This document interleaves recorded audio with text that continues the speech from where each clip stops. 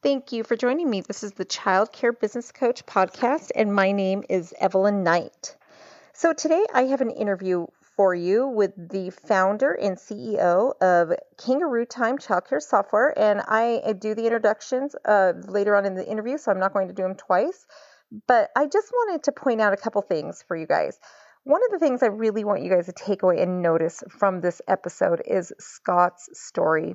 He talks about how he was a struggling owner at one point, and at one point how he almost lost his business, how he almost failed as a business owner, but how he bounced back and he didn't give up, and he kept on going. Most of the time we see successful businesses and we assume that the businesses have always been that way. We just see what they are today and we don't understand the struggles and the mountains that owners have had to climb to get their businesses to where they are. Most every single owner has gone through something at some point. We've had failures before we found success. So during this time where a lot of you are really struggling and you don't know if you're going to make it, I really want you to listen to Scott's story and how he persevered and he made it through these struggles. This is your moment. This is the struggle that is going to define you as a leader for the rest of your lives. This will be the story that you tell. You can really be intentional about that right now. You can decide how you're going to emerge from this. The journey is going to be hard. It is going to be hard, but you do have control over how you will emerge. You can take command of the situation and emerge victorious. So that's really what I want to point out to you guys today. And the other thing I also want to announce, I am doing a free webinar next week on recession-proofing your childcare center, and my theme is to come back stronger. I'm going to share with you guys the pillars that I have put into place in my own childcare center, and the reason that I'm not afraid for my center right now, even through this COVID crisis, through all of this, I am not afraid. I know my center is going to be fine because I have put these strong pillars in place, which makes my business okay through all of this. And for those of you who've been listening to me, you know that I've been there. I've almost lost my business in the past, but now I've built a very strong business model in my childcare center, which makes me confident to make it through this recession that we might be going into and this entire crisis that we're in right now. So join me starting May 25th, all Monday through Friday of next week. I will be going live on my Facebook page at 4 p.m. Pacific Standard Time every day. And I'll have an hour-long lesson for you on the pillars that I have in place in my childcare center. There is a link below for you to sign up for the webinar. So that way you can get the workbook that I created to go with the webinar. It will be emailed to you. If you just sign up, let me know you're going to be attending.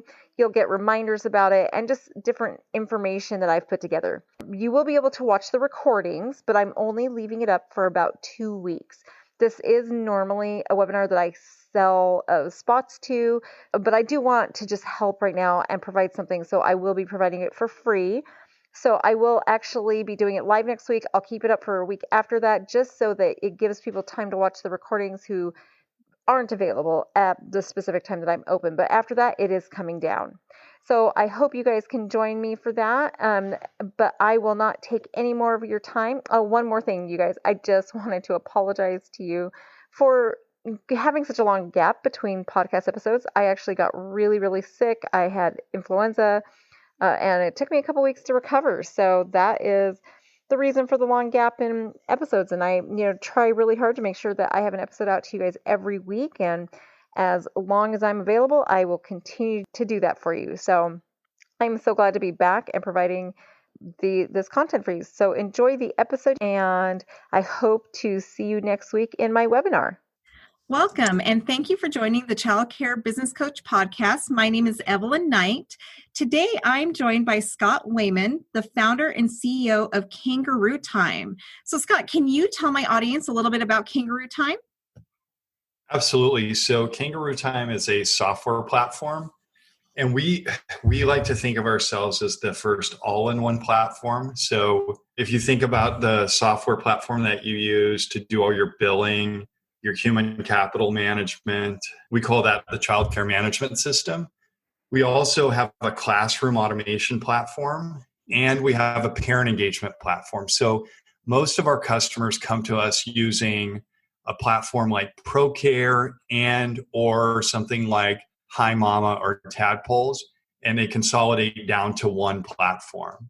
And then we have some enterprise tools that help with scheduling, they help with data and analytics. So we like to say that we're the kind of the new generation of childcare software. Wow, so you guys do everything. Now, for the top of the funnel stuff, we really like our partner Childcare CRM. So they do a great job with email and a nurture journey and things like that. But everything else is us. And we like that company. We love Childcare CRM and we have a bidirectional integration with them. So our systems act as one. We focused super hard on making sure that if you do have to use multiple systems, like a childcare CRM, we want them to seem like a single user experience so that the training paradigm and onboarding new staff is not too tough. Right. For those of you out there who don't know, in our field, a lot of business owners don't realize like the importance of that CRM funnel where you are tracking your, if you have a tours and whatnot, you're tracking, and which I do a whole training on for owners on how to keep track of all of that and how to keep them in your, so that you stay in their radar for the future. So one of the things that really interested me, and the reason I asked you on the podcast, is your company has been doing weekly webinars to really help childcare centers through this time. And I know I've been on one of your webinars, but it really caught my attention how you shifted your business model during this time. You literally did a pivot, stopped focusing so much on the sales and growth, and went into serving. So talk to me a little bit about that. What led you to that decision, and what have you been doing? So I think this journey started when I founded the company in 2016. I had Kangarootime is my second startup. I had come from another startup that was in the world of healthcare. The relationships that I had with customers were pretty, they were pretty clinical, right? And they were pretty wonderful, and they had some depth, but not like the relationships that I had immediately with our first few childcare owners and directors. First of all, I fell in love. It was kind of like, I tell my wife she was my first love. But in business, the paradigm of dealing with our customers at Kangarootime has been such a different journey. Our customers are typically people that have become entrepreneurs through a very mission-driven background. They either love to build bodies, souls, and minds, or they have a passion for education, or the origin story for many of our customers is, they had their first child and they had never even thought about childcare or early education. And then they thought, oh my God, this is my contribution to the world. And then 10 years later, they've got a fourth grader, a child that's totally aged out of their center, and their world is caring for children and serving families. So first of all, I think, we started leading with intention by accident in 2016 when we started serving our customers, because there was this love affair, and then started to grow. And last year in July, I had gone through a few different iterations at Kangarootime. So we founded the company in Long Beach, California. We ran out of money. I struggled. I went to investors. We entered into this contest that was like Shark Tank. We went and we pitched. At the finals pitch, I was in front of 4,000 people, and seriously, we probably would have closed the business down within a month or two of the contest, just because we weren't thriving, and the wrong pitch deck came up, and it was a disaster on stage. And we made the best of it, and we won the contest, and it gave us a $500,000 investment. So we stayed alive. And then we moved the entire company to Buffalo, New York, from Long Beach, California, where seems like it does nothing but snow, but 8 months out of the year. So I had moved the company, really struggled, had this really tight bond with our customers. And then the business started succeeding in 2018. We started doing really well, and we started getting all this evangelical shadow marketing from our customers. You know, they were telling other customers. And then we raised more capital, and we started growing the team, and all was well. And mid-July, I had a terrible day. I was on the telephone with an investor that wanted to buy the company. And first of all, that made me feel kind of sick. Right. You know, they wanted to buy the company. I would have been a multimillionaire many times over. And it just felt wrong. And I got off the phone and I was nearly in tears. And I sat down with two friends at dinner. I started to tell them about what was going on. And I had earlier in the day a terrible employee situation where employee was angry at me, screaming, crying. It's just like one of the worst days of my career, and then followed by that intense meeting. And then all of a sudden, out of nowhere, my brain exploded. I had a stroke-like event at dinner. And within 15 minutes, I was in the emergency room in a wheelchair with doctors around me asking me what my name was. Did I know who I was? Did I know where I lived? What city I was in, who the president was, and I gave some really great answers. Yeah, I think they started chuckling when I was like, yeah, the president is this guy, and this is what I think of him, not to be partisan. And then I got thrown into imaging. So here I am, you know, I fought, 3.5 years to build this business. I'm on the brink of maybe like selling it. It didn't feel right. And then boom, I'm in the hospital thinking, not knowing, did I have a stroke? Is my brain ever going to be the same again? My wife's 2,600 miles away, still in Los Angeles. I'm in Buffalo. And then my world just kind of changed into evaluating what makes me happy. And the one big thing, one is my family. And then two, my second family, which is what we built at Kangarootime. Right. Which is our team, who I'm so blessed, and I call them an embarrassment of wealth. I've never known how wonderfully I've had it to have such a great team, and then our customers, and so from July on, we decided we would just kind of change everything to lead with intention, right? And our intention is to serve our customers, right? And there are things about doing business day to day. If you sit with your investors, if you sit with your team, if you sit with the stakeholders, everybody talks about you have to make the tough decisions. You have to act fast. You have to cut employees when the cash burn is low. And really, I'm more in favor of like thinking outside of that. And you've heard before, you have to work on your business and not in the business.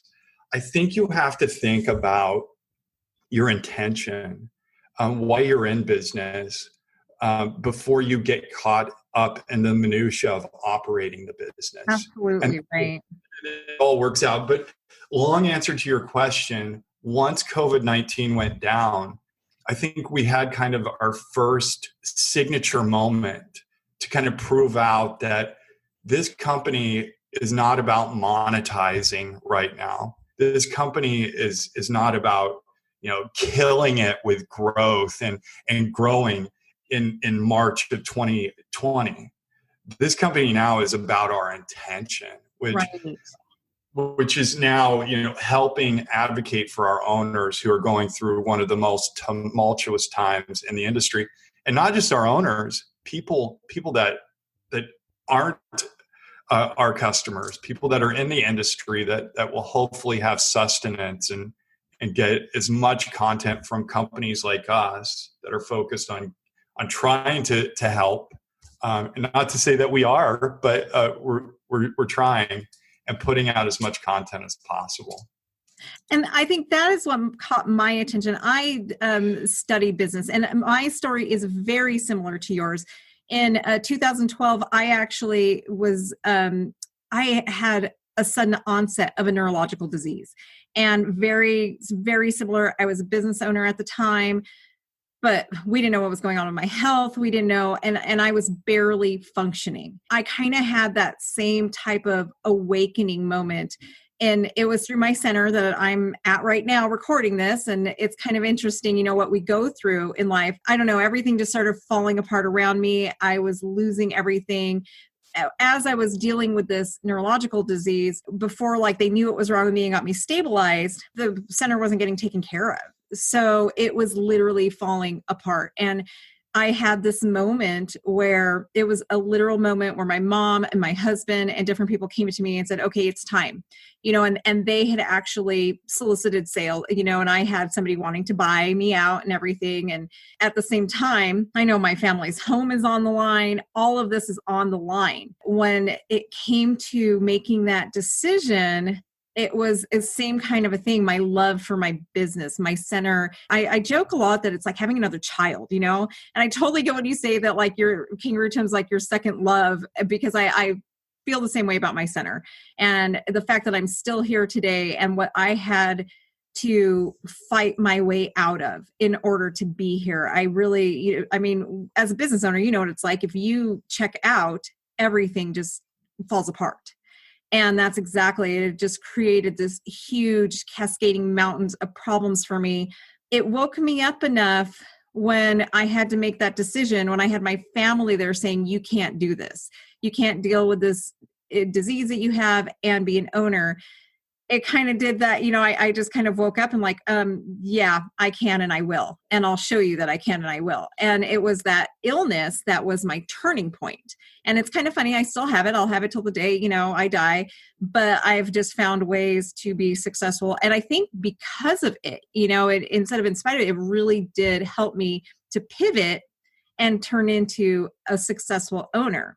And I've become obsessed since with business. I take any business class I can. I read tons of business books. I'm just constantly studying business models, which is why you guys caught my attention, because from what I'm seeing out there happening with other companies, you guys have totally changed in how you're serving. And I always find it fascinating how businesses that really focus on serving instead of just going after the dollar, a lot of times suddenly that mental shift, that mindset just skyrockets the business. It seems to be and it's kind of funny because it has to be sincere. But I've just found from studying a lot of businesses that, and including childcare centers, that once you have that mental shift and of course you still have to balance business, you still have to be practical and you're still running a center or a business and you still have payroll to pay and everything.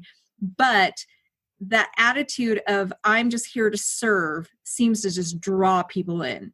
And so that's where you guys really caught my attention, as you guys have been so service driven, helping the people in early childhood education right now.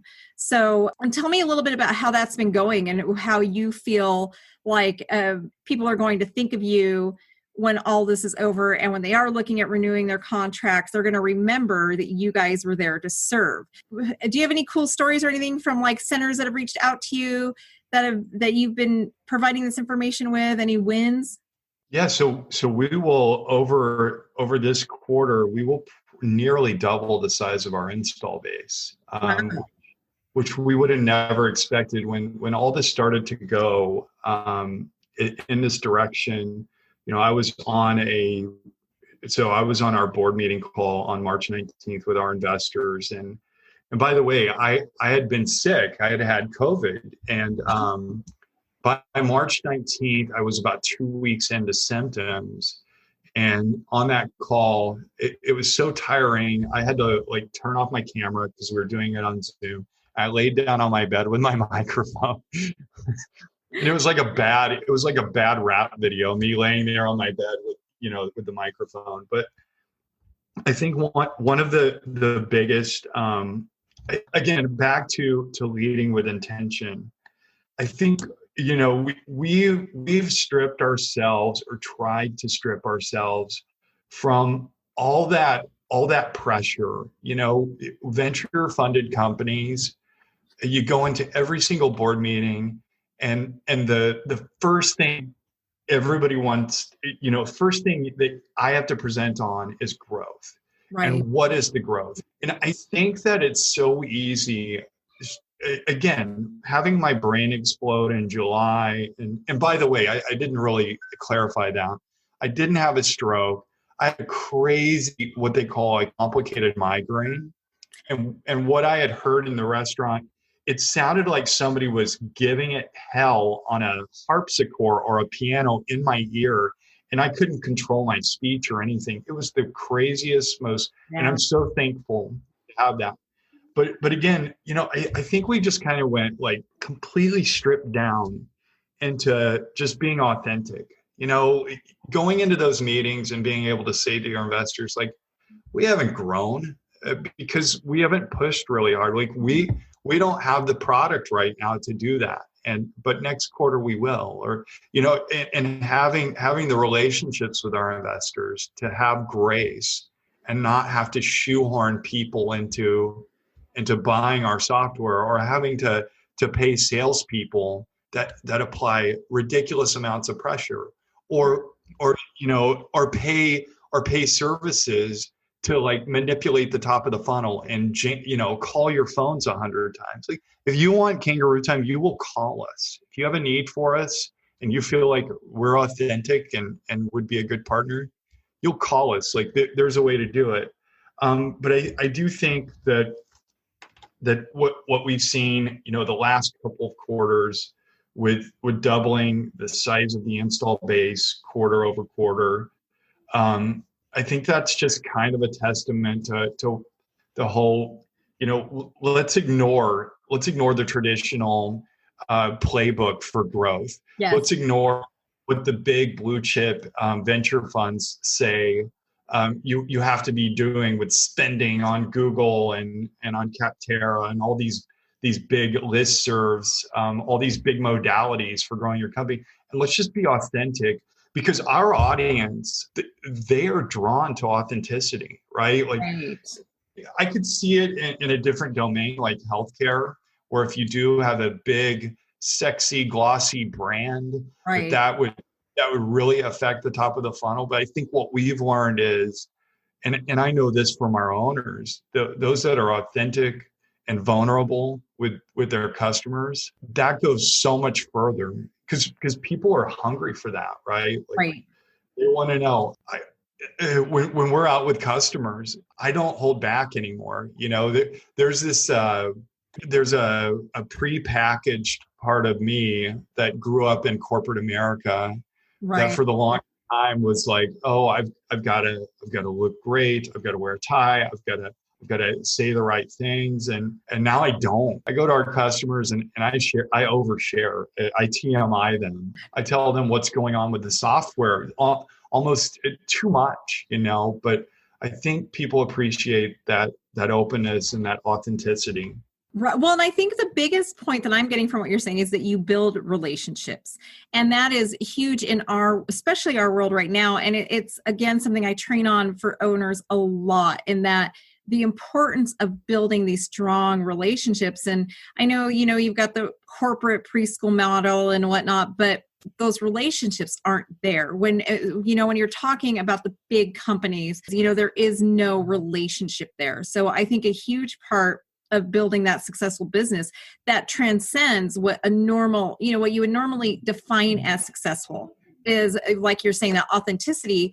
But the authenticity is what is helping you build those relationships. And I think that's probably why you're seeing growth even during this time, which, seeing growth during this time is unheard of, because people are getting to know you and your company. They're getting to know what you guys stand for. And that brand you're creating is so much stronger. The brand of service and just being real, authentic, and personal, so much stronger than a manufactured brand. I think it is easy when you do have the machine that in motion, when you have that sales motion, when you have that brand motion out there, it is easy just kind of step back and let that do what it does.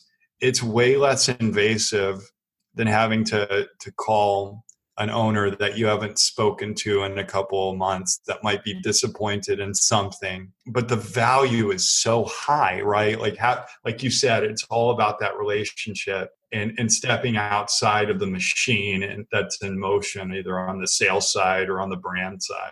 Right. And building those relationships is so, I think we live in a world now where we are tired of getting the automated systems. And I think with the COVID issue, it's going to change everything. And I really see this trend of people want relationships. They want that personalized service, and they don't want to call a 1-800 number and get some random phone agent anymore. They want the same person that they've built a relationship with, that they know they can call, that knows them by name, that remembers who they are. And I think that's pretty much what is setting you guys apart right now, is that you are really, well, especially because you're so involved. You don't see a whole lot of CEOs and founders as involved in the actual day-to-day customer relations, which is another thing that really caught my attention, is that how you are so personally involved. Usually people have a team that they're paying, like you were saying, a whole sales crew, basically, who's responsible. And then you have, your sales crew, then you have your onboarding crew, and you're just constantly passed to that next person. But you never build those solid relationships. And I think that's huge for reason that for your business model, and why I think like you guys are probably going to be one of the big companies, because you guys have total different type of business model where it's so personalized. Hey, and Evelyn, it's all organizational structure, right? Absolutely. Whichever way you build it. So for me, I can't tell you how, again, I say this, I overuse this, the embarrassment of wealth that I have and the team that we've put together. But again, that's part of the construction of the thing. Is I have the ability to kind of go out and be part of the distribution team's effort, be part of the content effort. That if we need content, I can get on the phone with you, and I've done this with you. I can get on the phone with Chris Murray, with a number of thought leaders. I can get on the phone with leaders and really collaborate with them. Yeah. But it's because the machine is built that way, and we have great people that kind of push me to do it, which is awesome. But yeah, for sure, it's the way that the widget is built, for sure. And it's definitely leading with intention. Like you said, it is an intentional piece of that puzzle, which is no different than what owners in a childcare center should be doing too. We need to be intentional. I'm actually doing a free webinar series next week that it's called Recession Proofing Your Childcare Center. And that is a lot of what I base it on 5 pillars. And a couple things that you hit on are the pillars that I'll be teaching on, where it's like that importance of branding, really just becoming personal, getting to know your clients, being authentic, creating that dream team. And I think that's important for people to understand, is that your team is something you've created. It is a reflection of you and your leadership. And that is something each of us can create. It does take intentional leadership, though, wouldn't you say? Absolutely. I got so lucky in my first career out of college. I worked for Enterprise Rent-A-Car, and it's a great Fortune 500 company based in St. Louis. The business is very similar to an early education school, in that you have a high number of personnel. A big part of the operation is personnel. The daily interactions are super transactional. You think about what your teachers do in the classroom. And in that time, when I became a manager, I was tinkering with a number of things. And I started doing this thing called the Hour of Power, where I would go for 1 hour of my day. When I was at a small branch, I would have, 4 employees, and I would spend 15 minutes with each. And then when I got to the larger branch, I'd have 8 employees, and I'd spend, 7.5 minutes with each. And we would talk. I would have a script, and it was an intentional and a very direct and like a super engaged moment with them. I wanted to know what was going on in their day at least once a week. In that daily 7.5 minute chat, I wanted to have a quick conversation about how I was being thoughtful about their career. Right. And my stores, my centers did very well. I promoted super fast, and over time, and looking back at that, I always thought like my secret hack, my super unfair advantage was that I had figured out this little technique to do a daily check-in, and the cumulative benefit of checking in with your employees.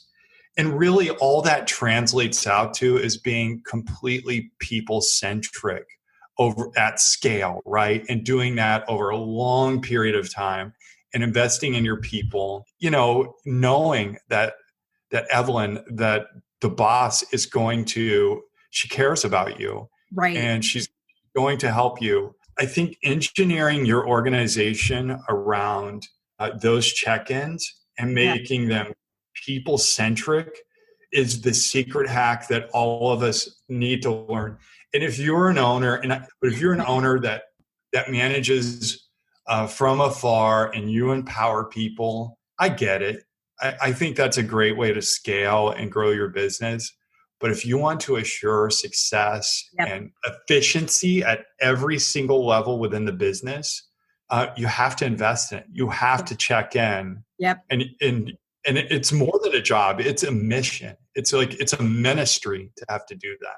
I so agree with you. I really feel sorry a lot of times for directors who come to me for help and their owners are not involved at all. All the owner does is signs the check, and it really makes it difficult for those directors to run a successful center, because in this industry, and I guess in most industries, the owners need to be present. And, I have a director. I don't work at my center so much anymore. I only spend about 10 hours. Through COVID, it's been a lot more than 10 hours that I'm working full time again. But on a normal basis, I spend about 10 hours, but I do have that connection with every single one of my employees. And I make sure, like you were saying, I make sure once a week at least I go in and talk to every single employee. Just how was your day? How was your weekend? What's going on in your life? And then they also know when something is going on, they're comfortable enough to come to me. And they also are very loyal, which is why I have really great employee retention, which is not normal in our industry, but my average my average employee has been with me for over 5 years. And I have a couple that have been with me for over 11 years. And it's just because I do care. I love my staff. I take the time to build that relationship with them. And if they need me, they know I will be there to help them authentically. And so I totally agree with you. My husband is a great manager. He's been a trainer and manager for a huge auto corporation. And he used to train like over 400 finance managers in the auto industry. And what he's always told me is you have to do what he calls weekly checkups from the neck up. And there should be at least one touch point with every staff member once a week. And he's like, you got to make sure you're doing those checkups from the neck up. And if you notice something's off, bring them in and do that checkup. So something I train my director too on now, she's amazing. I mean, she manages to not only have meetings with each teacher weekly, but she also does observations. She also actually finds the time to go in a classroom, do observations, and give them really good, valuable feedback on a weekly basis. That's what I was about to say. My biggest responsibility now with over 30 employees is I do every single person's review. And in fact, I'll share this in KT Childcare Connect Facebook group, or I'll share it to you. But our review format, we've refined it over the past couple of years. It's really kind of a beautiful love letter and an accountability tool. It's kind of both. And it's exhausting to do a review. But again, I've got such a great team that allows me to kind of lean into the things I do well, which is, the being out in front of the company and being, networking with our owners and industry leaders like Chuck Gibbs at Childcare CRM. And right.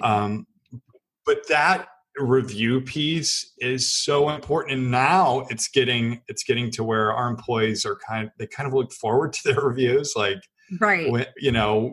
I have to perform. Like I have to Yeah. put a lot of thought. I've got to tell like a story about a review I did just actually in December. I had just done this review, and there was one of my long-term staff that is an amazing, awesome teacher. It's kind of funny because I had been kind of disappointed in her for a couple of weeks, and I just kept thinking like, she's just not performing. What is going on? And in my mind, I just kept thinking like something was wrong, with her. And I created my own reviews also. And, it's taken me years to come up with these reviews that I have now. So as I'm filling out her review and completing it, she basically had a perfect review. It was perfect. And it was a huge eye-opening moment for me. And I had to really step back and look at it and say, okay, I created this review based on the expectations that I have created for my staff. If her review turned out to be stellar, I had to really step back and tell myself the problem isn't her, it's me. I'm the issue here. And as a boss, I'm having unrealistic expectations of this person that I have not communicated with her. And so now, I'm actually have been looking at her in a negative light as an employer because of my lack of communication of expectations. So yeah, reviews are so important, and not just for the employee, but for us too, as leaders, to know when are we letting our staff down? And I just realized in that moment, I was letting her down. And by being disappointed when actually she had been doing everything that I had taught her to do and everything that I had vocalized as an expectation for her. So it was a good reality check, almost like a review for myself as a leader that, okay, I'm letting her down. She's not letting me down. All this time I've been disappointed. It's been me, not her. So many reasons why it's so important to have really good, valuable reviews, because they can actually serve as a review for us too. It's almost like we're reviewing ourselves. So the accountability is 100% on the CEO or the founder, the leader of the business. And again, like you said, it's a tough one to work with a director who has an absentee owner. Somebody and it works. I've seen it work great. If you have an excellent director, I just kind of feel bad. I mean, they really do need the help and they need the support is what it really is. A director's job is not easy. So they need the support of a good owner. Absolutely. Not to digress, but in a different world, in the world of startups where, I mentor startup founders, you'll get a brilliant 27-year-old that can code and that has a technical proficiency, but they have never, ever had to make a tough decision. Right. Or they've never had to make real leadership commitments. Right. So those things are not inherent in anybody. The most wonderful of men and women struggle to make great decisions and not totally, the bed.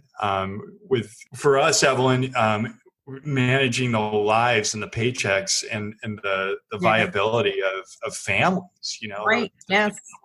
Yeah, just a lot of people will never understand the pressure of signing, being that signer on that paycheck, and having those people know that, just knowing that we are the ones responsible for those paychecks. It is a huge responsibility. And it's something I see a lot of owners where my coaching and consulting business really takes off because of that, where a lot of teachers, or like you were saying, parents just decide they want to be with their children. They become owners, and a lot of times with no experience, and they have no idea the gravity of the responsibility of signing someone's paycheck. And when it really starts to hit, and I see it all the time too, the same kind of thing you're talking about, where they've really never had to make those big decisions. They think they have, but when you're just clocking in and clocking out, and you pay your mortgage every month, you never have to make these huge decisions that affect multiple people's lives. And so when reality hits, I do get a lot of owners that are just, come to me for help, because it's almost like they freeze. Instead of those decisions become so heavy and weighted that they just freeze and do nothing. So Scott, this has been wonderful. I thank you so much. And if you want, I can add in the show notes. I will definitely put a link to your guys' Facebook page. And if there's anything else, any other information you would like my audience to have? Yeah, please join our weekly webinars. We're doing a series of free webinars, and the content ranges from everything marketing to the new normal with COVID-19. Mm-hmm. We've had infectious disease experts. We've had we've had an owners panel. We've had a number of industry professionals. Today we did one. It was on marketing. So look for the Kangarootime YouTube channel. They're all there. We have hundreds of hours of content. And yeah, please check out our Facebook page and the KT Childcare Connect group in Facebook. There we provide owners and directors with as much content as possible. Sounds good. And then I will include the links to your YouTube page and the Facebook group in our show notes so people can find you. And I just got the email actually for the series. So I'll actually put that in the show notes. So if anybody's listening, they can go to the show notes and find links to all of that in there. Well, thank you so much, Scott, for your time. Again, thank you, Scott, for taking the time to talk to my audience and give us such great business advice. So again, if you want to join my Recession Proofing Your Child Care Center's class, the workshop that is happening next week, it is free. I am going to put a link in the show notes for you where you can sign up to get the free workbook, and it will be taking place on my Facebook page. I will be going live on Facebook every day, Monday through Friday, starting May 25th at 4 p.m. And it will also be available, the recordings will also be available. So if you can't make it live, don't even worry about it. So I hope everybody has a wonderful week. And again, I am sorry for the delay in coming up with a podcast episode. Hopefully I won't get really sick again and you guys won't have to wait for another episode. Have a wonderful week, everybody.